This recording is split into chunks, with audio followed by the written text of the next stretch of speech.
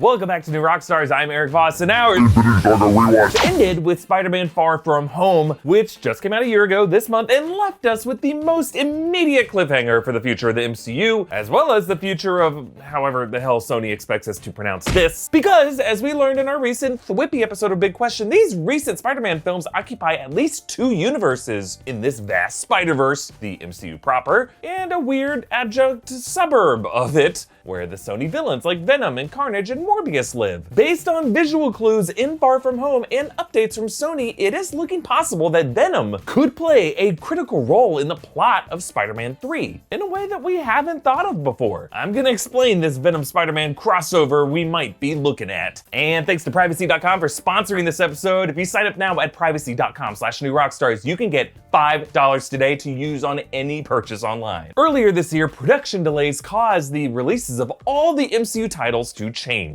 Doctor Strange in the Multiverse of Madness and Thor moved from May 2021 and November 2021 respectively back to the first quarter of 2022. Now, the Tom Holland Spider-Man 3 also moved, but not in sync with these other MCU titles. This movie moved from July 2021, which was in between Doctor Strange 2 and Thor 4 originally, back but only to November 2021, now before these other two movies, suggesting that this movie's plotline won't be that interconnected with these MCU plots and might instead be more connected to Venom Let There Be Carnage, now scheduled directly before Spider-Man 3 in June 2021. And wouldn't you know it, those final minutes of Spider-Man Far From Home did sneak in what we later realized was a very cryptic Easter egg to the Spider-Man and Venom comics. See, Spider-Man director Jon Watts loves hiding comic book Easter eggs on the license plates in his movies. Nearly every visible license plate is a nod to a specific comic book issue that reflects what's going on in this moment of the movie's story. So on Tower Bridge in London, we noticed two license plates that do this, one that reads 2865 SEP,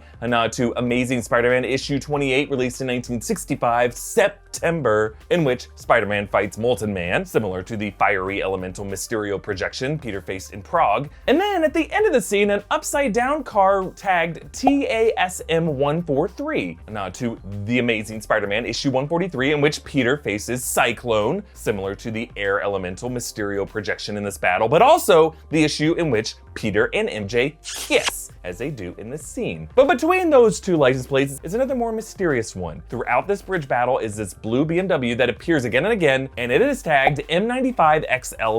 Now, sure, there are some other cars on this bridge that you can kind of see. They're just background ones. They have random license tags. But this one has to be specific because XLV is the Roman numeral for 45, and this is all a reference to the Astonishing Spider-Man number 45, the debut of She-Venom. But the problem is, unlike all those other license tag Easter eggs in these movies, She-Venom really has nothing to do with this scene, and you could say the code isn't complete. Why the M? Well, I believe the She-Venom M is a deliberate clue pointing at how the follow-up to this film will introduce Peter to She-Venom Michelle, but not Michelle Williams and Wayne She-Venom from the brief scene in the Tom Hardy Venom film, but Michelle Jones, MJ. Now, if the idea of Zendaya as She-Venom in this third film sounds less interesting to you than, say, Peter dealing with the Sinister Six or Kraven the Hunter, or any of the other interesting host options for the Venom symbiote, don't worry. My theory for this sticks this goo everywhere. But before we continue, we are all stuck at home, so we're continuing to shop online, and if you're like me, you're also spending these days trying to support small businesses. But for some of these businesses, I'm still a little unsure about the safety or reliability of their websites, and that is why I use a privacy card to reduce my risk. And again, thanks to Privacy for sponsoring this video. See, Privacy lets you make online purchases using virtual burner cards. This protects your identity and bank information on the internet, and it lets you control the limits on each virtual card. You can connect directly to your bank account with confidence. Privacy comes in handy with the streaming services or video conferencing apps that we're all using right now. So, for example, I've set up an account with Privacy, I've linked my bank account, and I created a card specifically for my monthly Netflix subscription payment. Privacy will ding you with lightning fast precision if someone tries to charge the card twice, or if the card exceeds the amount you set for it.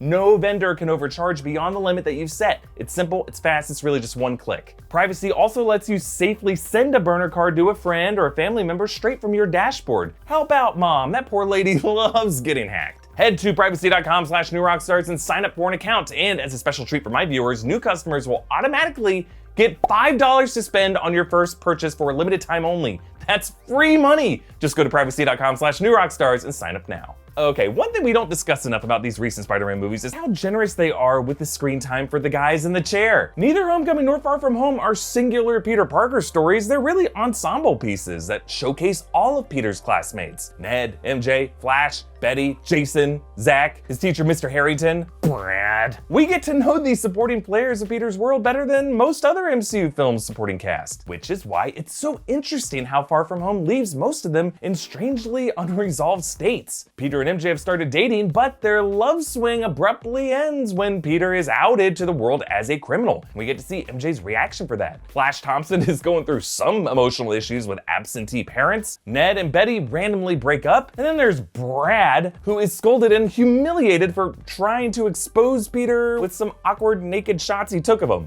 You gotta stop doing that, okay? It is weird.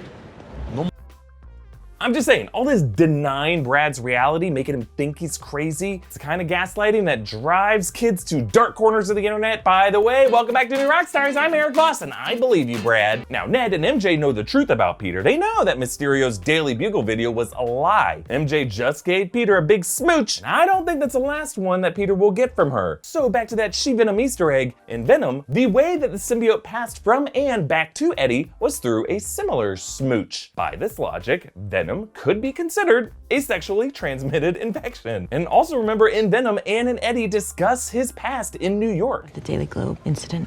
Ow, really?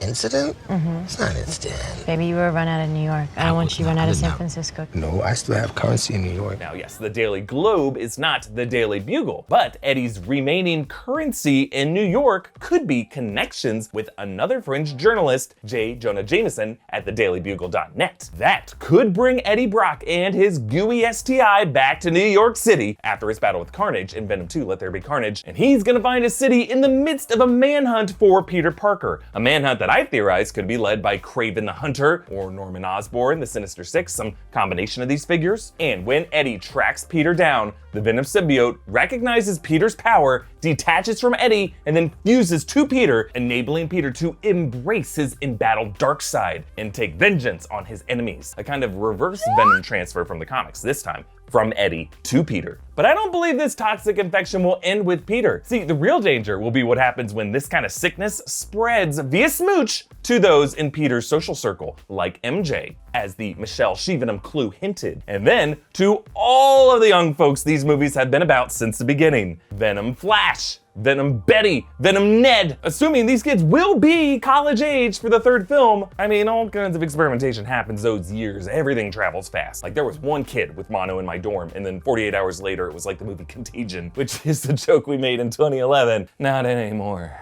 It's real. And so after this symbiote makes the rounds, I think it will settle on the host with the most unresolved animosity toward Peter Parker. Who would be the most pissed off at Peter? Peter Parker, a kid who blipped back into Midtown High, stealing all the thunder, upending the social hierarchy, just stealing girlfriends with his stupid charm, turning everyone against the rightful alpha, and then getting away with it? Yeah, that is my impression of the inner monologue of Brad. Brad. I think Brad is gonna stalk Peter to their campus bell tower, where dripping down from those rafters will be a symbiote goo, and then he'll forget to wash his hands when he gets home. That is, folks, Venom in the world of Spider-Man, targeting Peter Parker from the true bitter rival of his social level and threatening this small community of lovable nerds at the heart of the franchise. Join this conversation on Discord by becoming a patron at patreon.com/newrockstars. Follow me on Instagram at EA Voss. Follow New Rockstars and subscribe. And in the words of Spider-Man's biggest enemy, We'll meet again, Spider-Man!